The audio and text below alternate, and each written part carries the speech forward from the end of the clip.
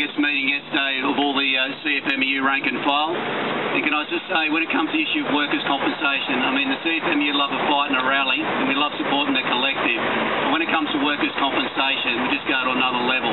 So the resolution from there was to whatever the fight needs to be had, and the beauty about this campaign is that we're being proactive as a union movement to send a message to Newman not to actually change our workers' comp and to protect our rights.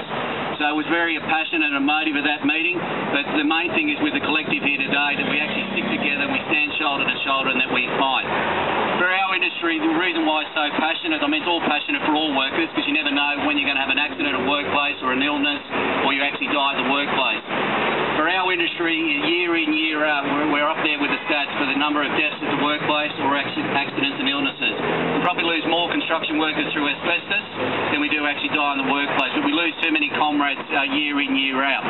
And what we want to see is some of the things we do here is that we want to make sure that we want to have the fight here and now and flush Newman out to see where he's going. Some of the things that John mentioned, like journey cover. We have more construction workers because we're an itinerant workforce actually die in their travel patterns than they do actually at their workplace. So it's a very important issue for workers in that alone. Also, the issue that we hear at the moment, we made some good progress under the Bligh government about putting protections to sham contracting and other stuff, is that we're also hearing from the employer groups that they want to remove those restrictions. That says to me that they want to not just reduce the conditions and stuff, but about the compliance, so that employers don't have to pay any type of workers' comp. 1 minute you're a worker, next day you've got a contractor.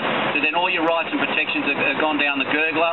And again, this is an issue that's very important for any contracting industry, not just construction, but security, transport, cleaning, etc., is that we don't want to let the employers have the power just to turn up to work and play this divide and conquer and just change their employment status, and next minute don't have to pay workers' comp. So we'll be in there in the fight for the long haul with you. As I said, is that we've got a long battle ahead, and let's have that fight. Let's have the big May Day, as John said, and let's go for it. Thank you.